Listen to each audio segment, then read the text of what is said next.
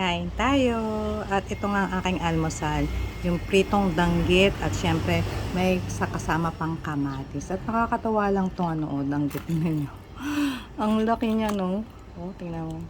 Ang laki. Dalawa yung malaki. Yan.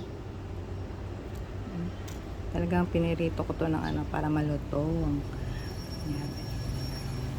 Tuwa lang ako kasi sobrang laki niya.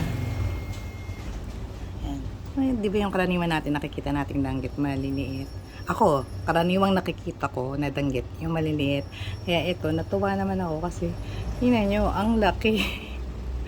Ngayon lang ako nakakita ng ganito kalaking danggit. Kaya, ayan, pinakita ko din sa inyo. At, tikman nga natin. Lutong, oh. Parang ko baka may chicharon. Kain. Oh.